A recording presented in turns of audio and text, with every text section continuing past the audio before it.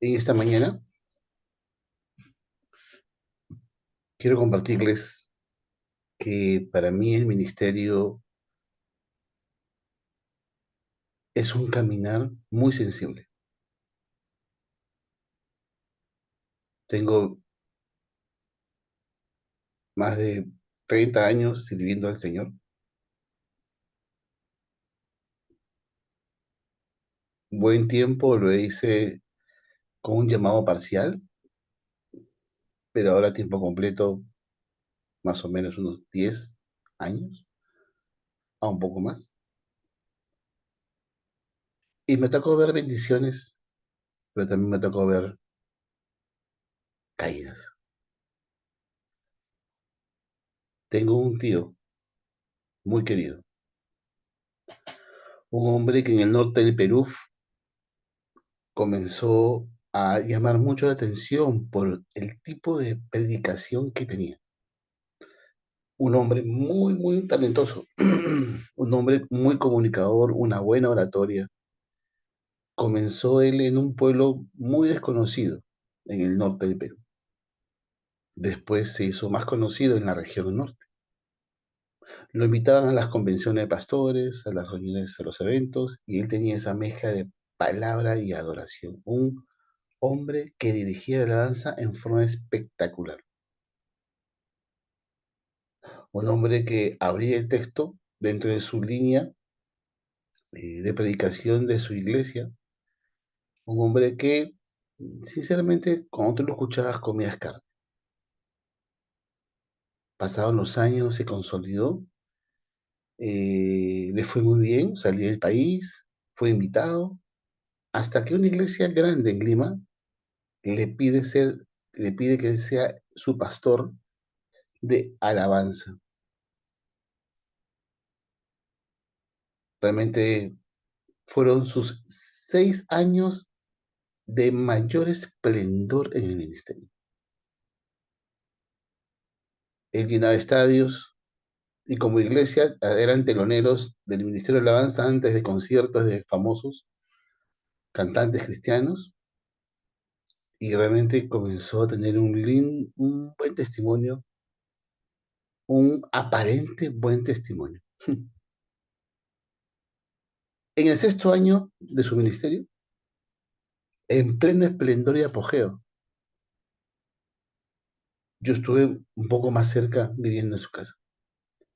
Tres hijas en plena adolescencia y una, la menor, sus tres mujeres y la última preadolescente.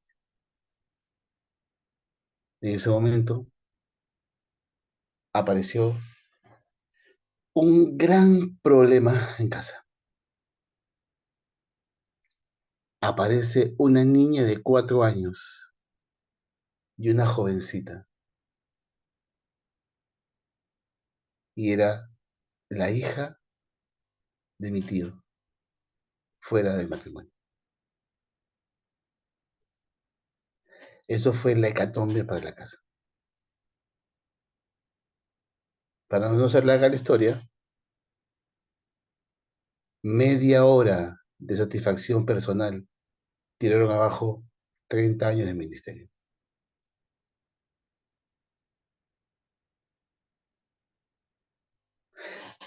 Y yo me preguntaba, pero si eso pasó hace 4 años, has estado parado en la iglesia, predicando y adorando, sabiendo lo que habías hecho. ¿Hasta qué punto el corazón del ser humano o del hombre de Dios, como David,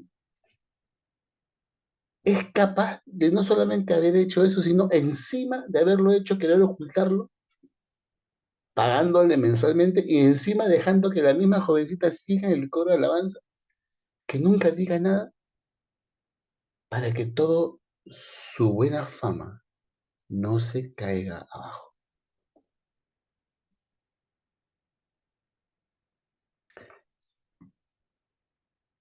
Bueno, lo que se viene después fue un desastre. Mis tres primas, las dos mayores, se fueron al mundo, hicieron lo que ustedes no se imaginan. Todo lo contrario a una vida en rectitud. Y la última Los doctores le dijeron que se le bajó todas las defensas y aparece que tiene leucemia y murió de leucemia.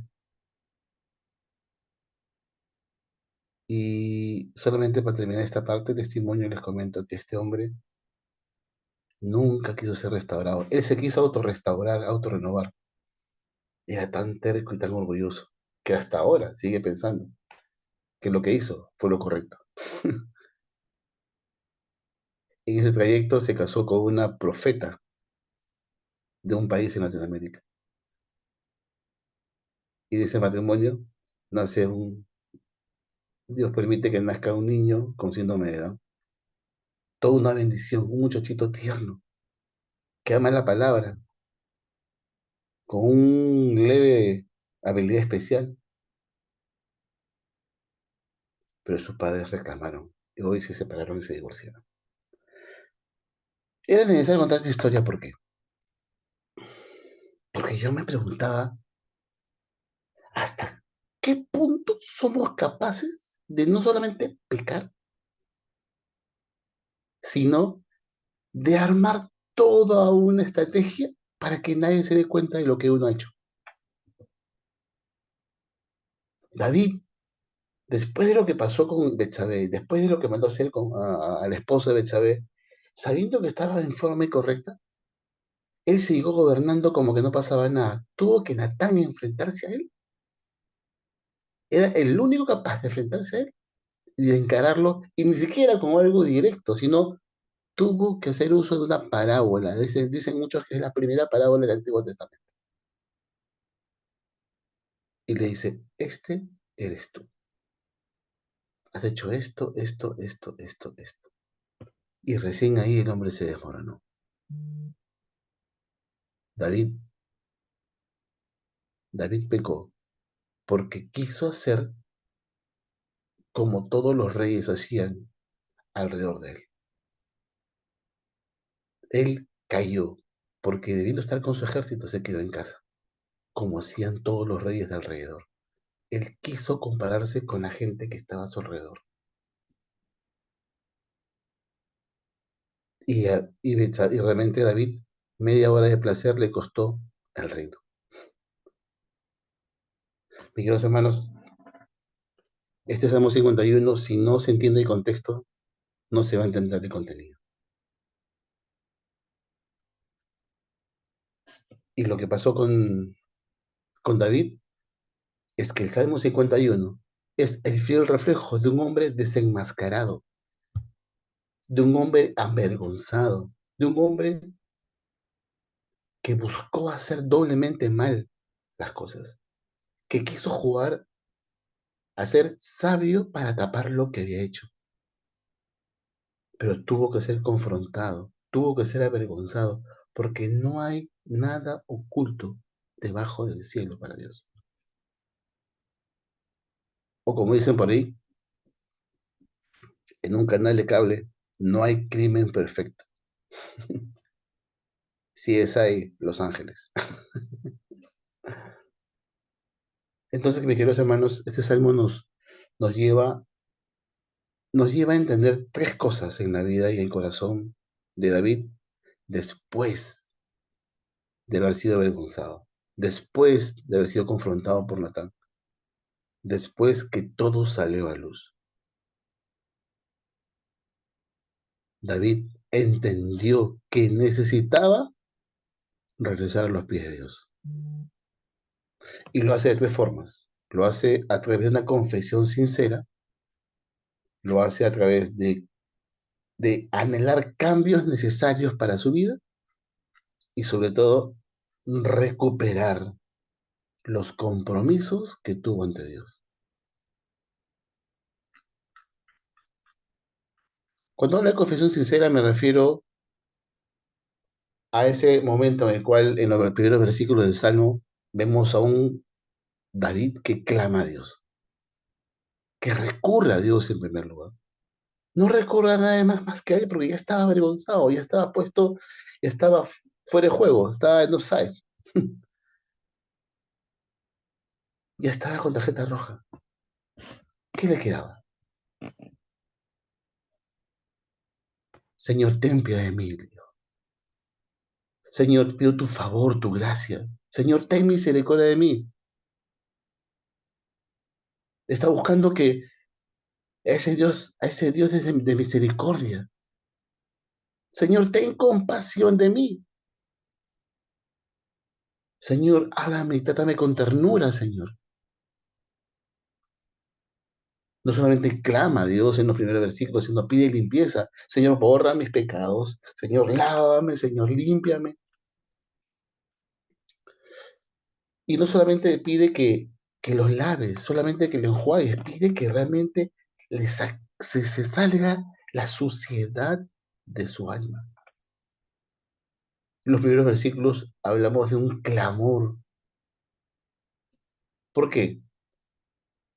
Porque está reconociendo sus errores. Versículo 3 dice, porque yo reconozco mis rebeliones. Él sabe que pecó. Él sabe, en ese momento estaba tomando conciencia que fue su decisión quedarse, fue su decisión acostarse, fue su decisión tramar las cosas, fue su decisión desear a la mujer ajena, fue su decisión porque cada uno es responsable de lo que hace en su vida.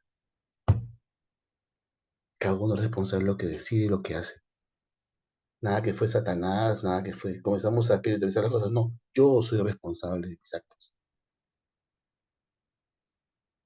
Porque dice la palabra que el Señor me va a dar conforme a mis obras, a todos. Entonces no solamente recurre a Dios, sino que reconoce su responsabilidad, reconoce que pecó, Señor, yo reconozco mis rebeliones, conoce a quién ofendió, porque dice, Señor, contra ti y solo contra ti he pecado, he hecho lo malo ante tus ojos. Qué qué bueno cuando uno reconoce qué hizo y a quién ofendió, y reconoce que se reconoce que la fuente de su pecado fue esa naturaleza que él dejó que gobierne su corazón, esa naturaleza pecaminosa. He aquí, en maldad he sido formado y en pecado me concibió mi madre. Mis hermanos, la carne tiene que aprender a hacer lo que debe siempre y no lo que quiere. Recuerden esa frase. La soberbia es el peor obstáculo en el ministerio. Y si es el peor obstáculo, entonces el mejor elemento que se disfruta en la vida ministerial es la humildad, que es difícil forjarla, pero es necesaria en la vida ministerial. El primer paso de un verdadero cambio es reconocer tu pecado y tu propia responsabilidad delante de Dios. La grandeza y la gracia solamente se experimenta cuando uno entiende la seriedad del pecado. No esperes choque, avisa, no, prevé. Y una forma de prever es siempre en confesión. Entonces, el primer elemento clave en este salmo es, David tuvo que tener una confesión sincera delante de Dios. ¿Es tu vida espiritual una vida en la cual la confesión es parte de tu disciplina?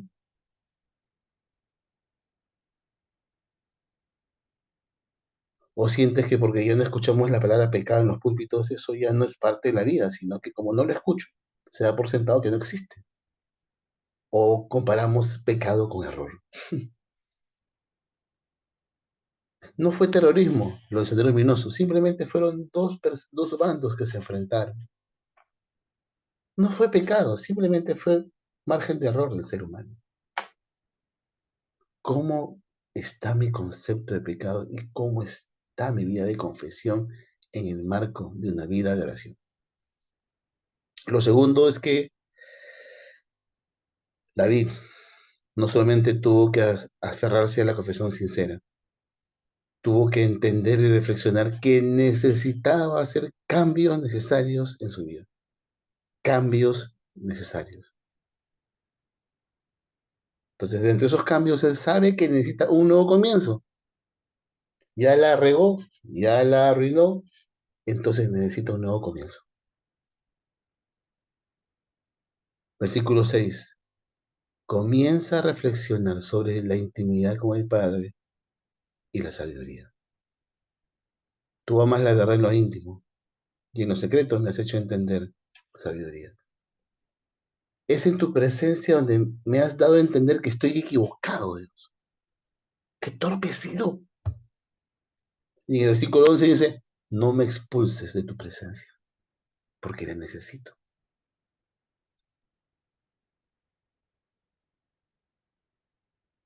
La única forma que te restaures, que nos renovemos, que nos consolidemos nuevamente, es en la presencia de Dios. Y pidiendo a Dios sabiduría. Lo segundo, comienza a reflexionar sobre santidad y gozo. Versículo 7. Hazme oír gozo y alegría, y se recrearán los huesos que has abatido. Versículo 12 dice, vuélveme el gozo de tu salvación. Mis hermanos, cuando uno peca, se le quita el gozo. Cuando uno peca o cuando acumula pequeños pecadillos, se te está yendo la alegría de la salvación, se te está yendo la satisfacción, la paz, el gozo, la alegría.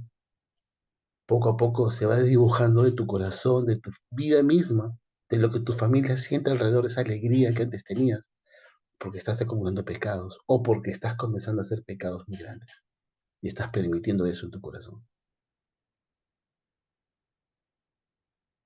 David se dio cuenta que necesita un corazón puro para un cambio, para un nuevo comienzo, que necesita recuperar ese gozo y alegría que lo hizo feliz y le daba vigor en su ministerio.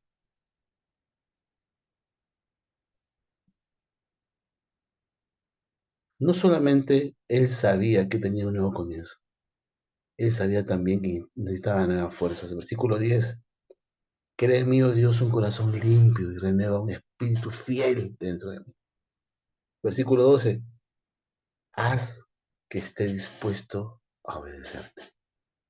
Él no podía hacerlo con su mente. Recuerden, mis pastores, no confundas años de experiencia en el ministerio con años siendo transformados por el Espíritu Santo. Son dos cosas muy diferentes. No confundas madurez espiritual con experiencia de haber recorrido el servicio por muchos años. Son dos carriles diferentes. Uno gana esa experiencia, el otro transforma el corazón. Ten cuidado con la falsa seguridad de que la vida espiritual es hacer cosas en la iglesia. Y por ahí comenzamos a sembrar la semilla del pecado en nosotros. Crea en mí un nuevo espíritu, le pide David, y encima le dice, él anhela el Espíritu Santo. Interesante, en el Antiguo Testamento. No me quites tu espíritu,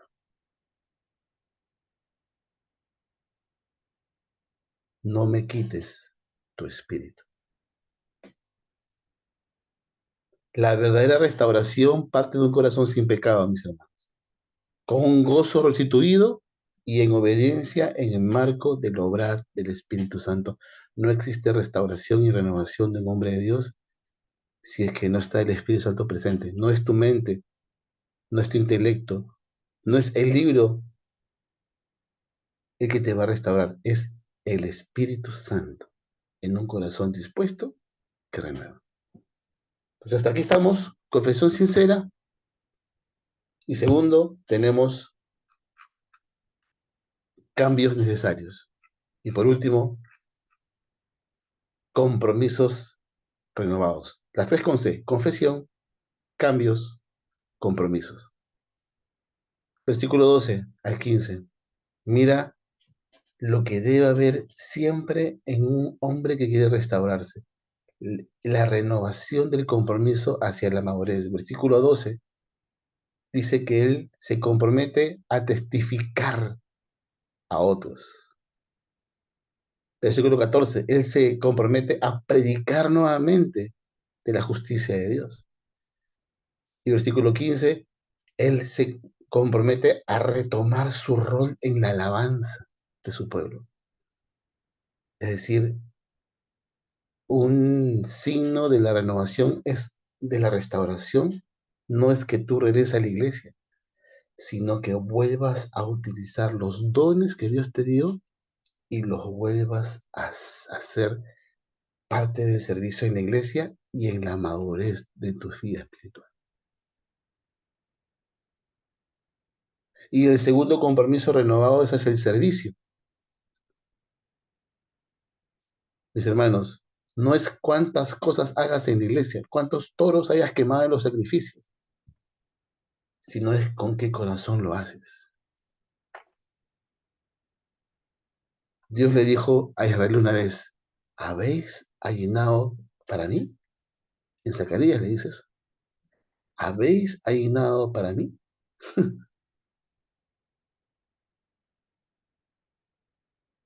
¿Habéis hecho tal evento para mí o era para ti?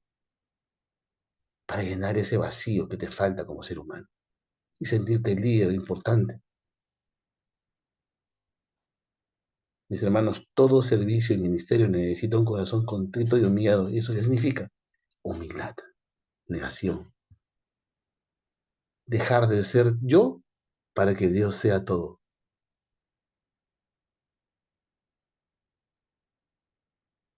Negarme a mí mismo para que Dios crezca en mí.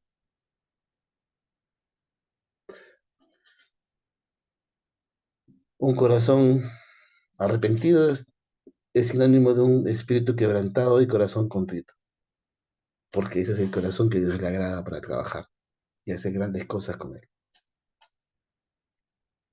Mis hermanos, hago la pregunta, con los años que tienes en la fe, con los años que tienes en la fe, ¿anhelas un corazón contrito y humillado?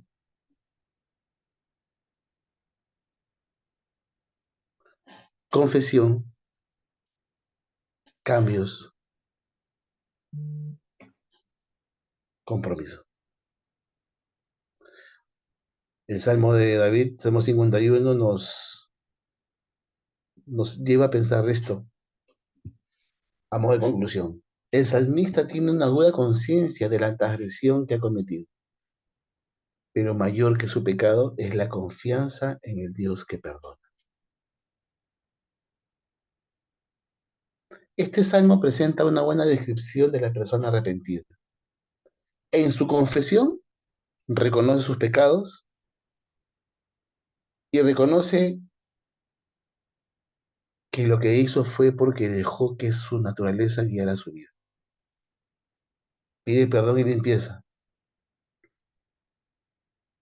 Y para un nuevo comienzo, para esos cambios que necesita trabajar en él, sabe que necesita al Espíritu Santo para ello. Y volver a recuperar ese llamado, ese compromiso a través de los dones en el servicio, la restitución al servicio a través de mis dones y talentos. Pero esta vez ya no con corazón soberbio, ya no pensando que porque son 8.000 personas en mi evento soy más que otros. No. Cuanto más crezca tu ministerio, tienes que morir más a ti mismo para no cometer el mismo error de David. Por favor, cuida tu ministerio. Por favor, cuida tu corazón. Identifica qué puerta de tu corazón está abierta. Fíjate cuán confiado eres de ti mismo. ¿Y en qué momento dejaste de ser humilde y crees que eres el hombre o mujer que tiene la razón en todo? ¿En qué momento me estoy comparando con los reyes alrededor? Y estoy a 2 pasos de destruir mi ministerio. Cuida tu ministerio y tu familia. Cuida a tu esposa, a tus hijos. porque David solamente tuvo media hora como mi tío, y solamente media hora tiró abajo 30 años de ministerio.